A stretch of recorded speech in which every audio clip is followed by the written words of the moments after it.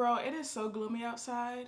Hey y'all, hi people, welcome back to another video. Okay, so today I'm gonna be talking about some hygiene mistakes that girls and women make or generally have made. I know some of these I've made and I had to learn the hard way. There are so many that I just had to like put together this list. So many. By the way, if y'all hear any like clink clack noises, like that noise, I don't know if you can hear it or not. I'll try to put like music over it, but they're redoing our balcony. Anyway, douches. Bro, nobody ever told me that you're not supposed to douche. First of all, they look appealing. The Summer's Eves like douches that comes in a different set in a box, they just look pretty. So it's like, oh yeah, this is great for my insides. I can just flush out my system.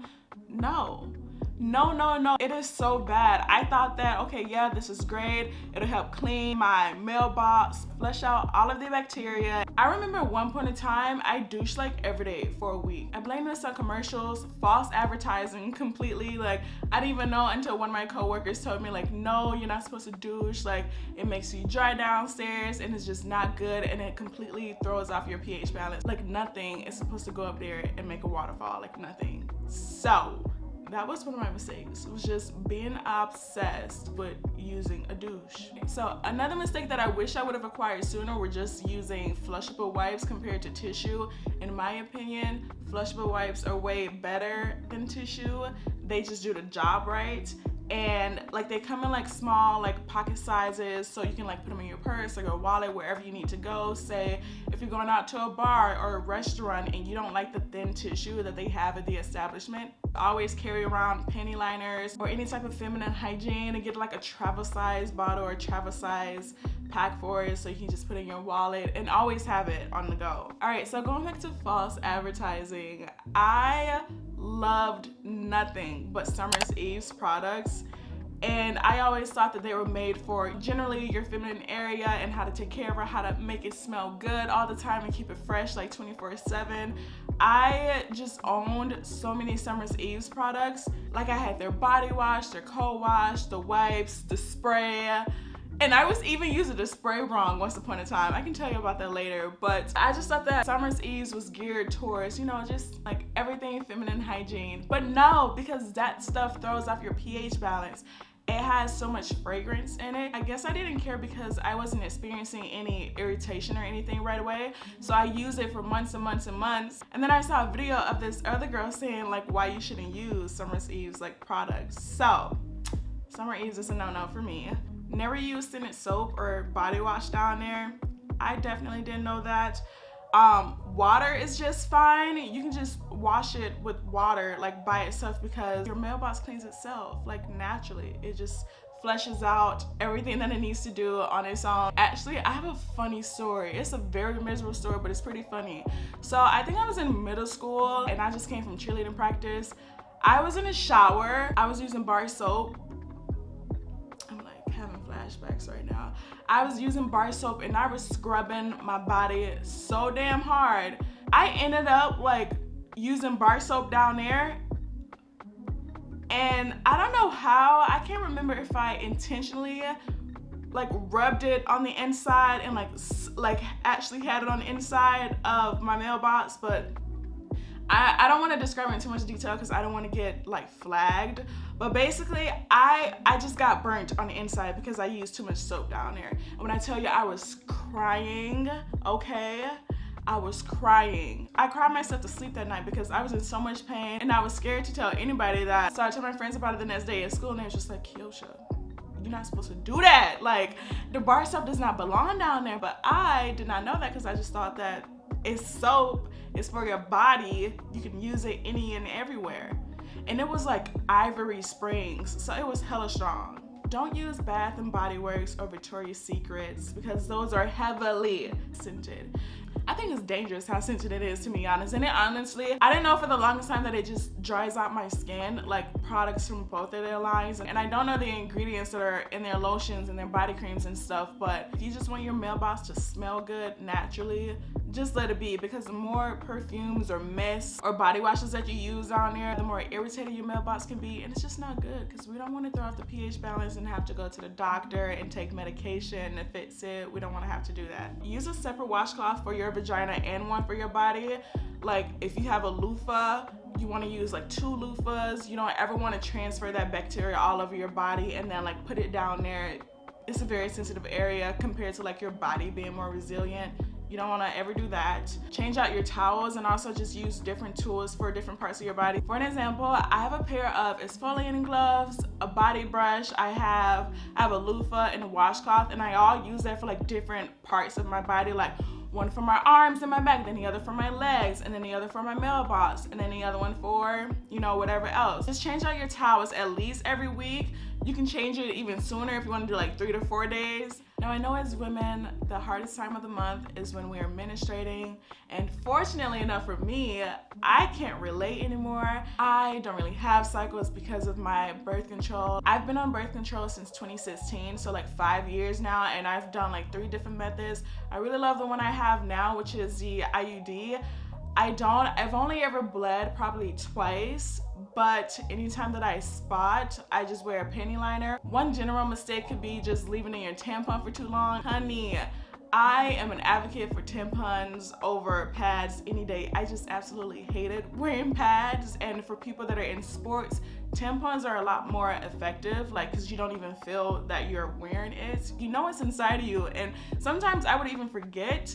So just like changing out your tampons regularly, but now there are even more methods like period cups. I love those. So there are some cups where you can just like put inside your mailbox, leave it in there for 12 hours. I don't know how, I mean, depending on your body and for whatever medical reasons or like how heavily you bleed will determine how often you want to keep that cup inside of you. But I've tried those on like the first 2 days of my menstrual cycle because that's just when I bleed the heaviest and bleed the most, and it worked for me. Not changing your tampons or your pads often can just cause bacteria buildup and a yeast infection. Dry shaving or shaving too often, my God, let me tell y'all, I really started shaving when I was in 5th grade. I started shaving my underarms, but I used like the little eyebrow razors, and I just didn't like hair underneath my arms. Like I was a cheerleader and I was a little bit more hairy than other people that I went to school with and that were on my cheerleading team, and I just like wanted nothing but the hair to get off of me. So I would shave like every week, and that was so bad. And I would dry shave too, and that did nothing but irritate my skin and dry out my skin. Yeah, anytime you're shaving more often than you need to, it just increases your chances of having razor bumps, which are your worst enemy. Yeah, razor bumps take forever to go away.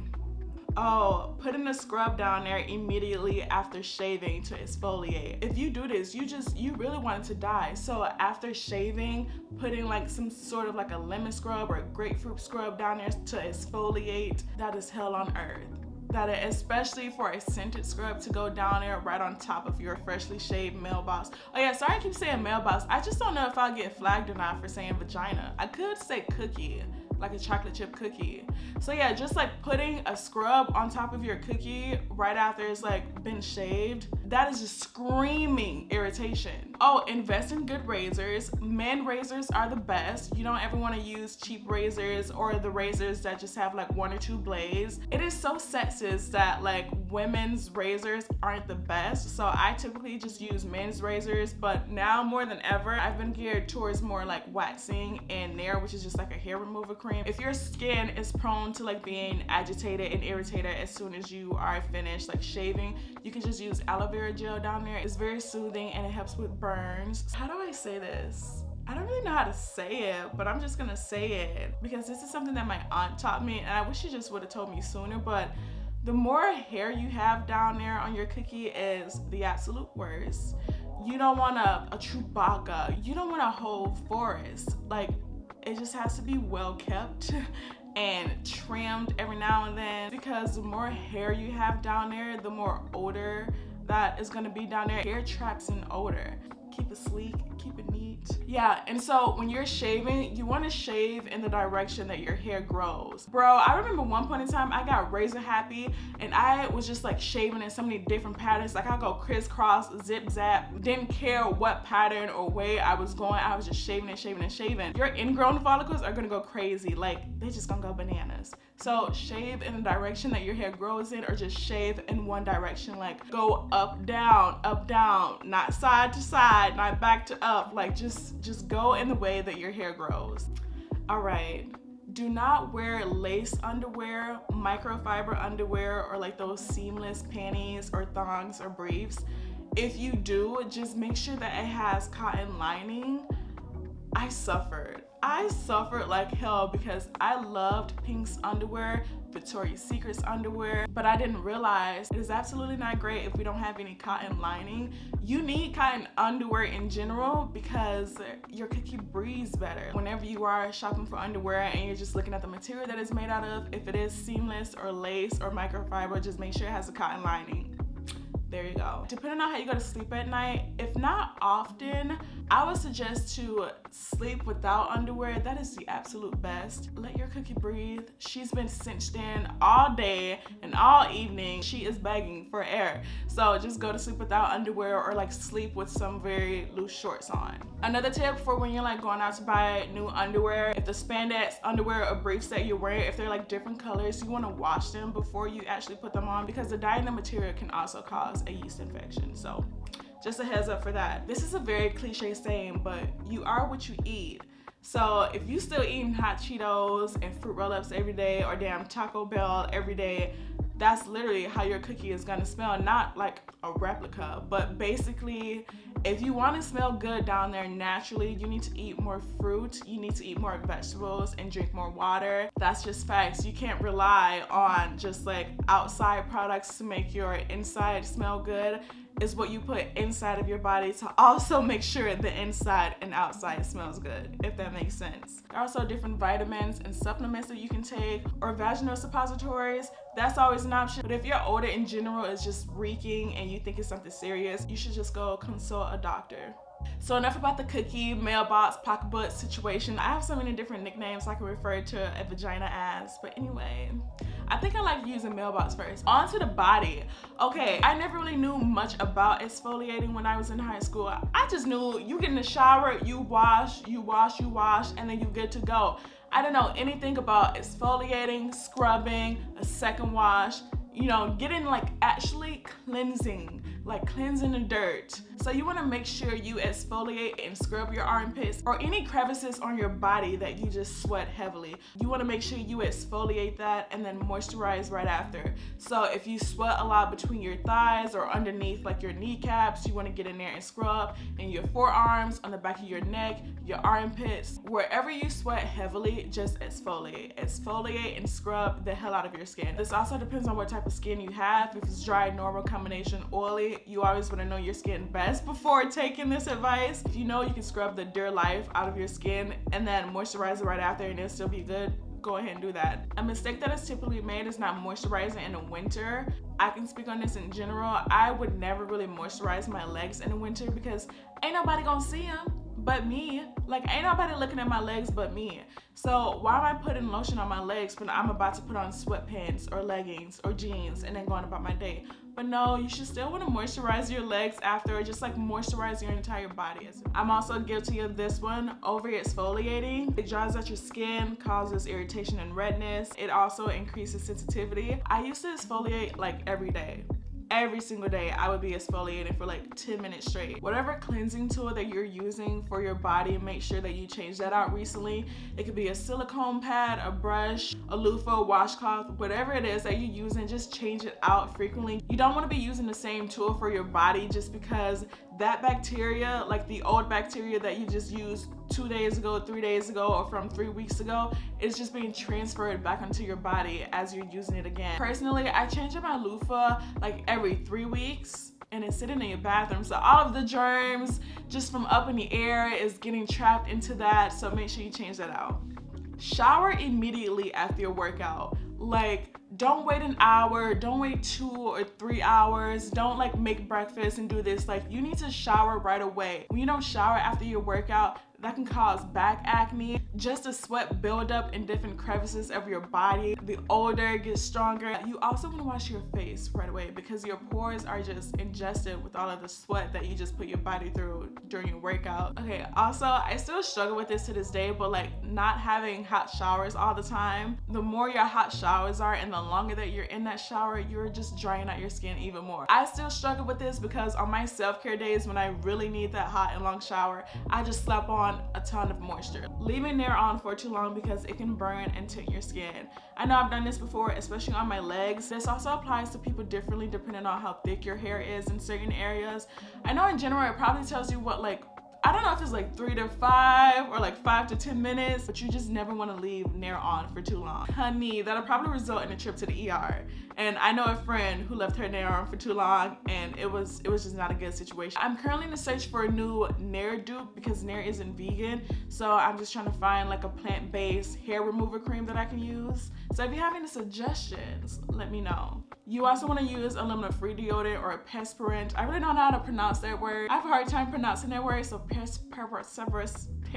I'm just put on the screen. I'm not even gonna roast myself like that. We all know that thick thighs saves lives, and for the people that have them, it is a struggle, especially with chafing. Like, man, chafing hurts like a for real. Like, it burns and like that tingling sensation that it gives, I just absolutely hate it, especially in the summertime. But I use deodorant in between my thighs so that when my thighs do rub together, it doesn't hurt as much. I'm pretty sure there are some products out there with like different creams that you can use, but I typically just use deodorant. Another thing for like boob sweat or sweating in general, you can use talc-free powder, but do not use Johnson & Johnson. I won't go into too much detail about it. The internet is free, but they just, Johnson & Johnson products is a no-no. Going back to exfoliating again, when it comes to your skin, the more you exfoliate, the more you are aging your skin. But actually they do more harm than good. Same thing with certain masks, like charcoal masks or glitter masks. I used to think that the longer you keep them on your skin, the more work and repairing it would do. And honey, no, that is so false. So once I started getting more into like skincare and wanted to be more sustainable, I got hooked up to Hygiene, and he basically just informs and educates people about like the ingredients in the products that they use, certain brands that are good and bad. This is a mistake that I am guilty of,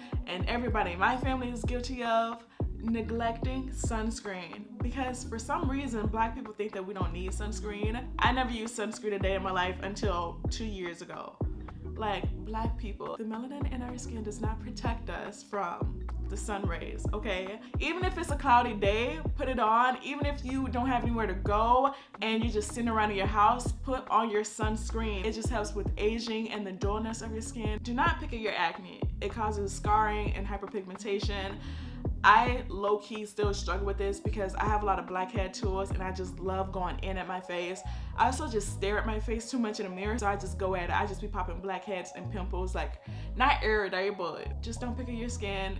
It does more harm than good. Go see an esthetician, get a facial, or schedule a consultation with a dermatologist so they can help you figure out what is best for your skin. Use satin pillowcases. These are way better for not only your skin, but for your hair. Cotton pillowcases trap more of the dirt and bacteria from your face from the night before.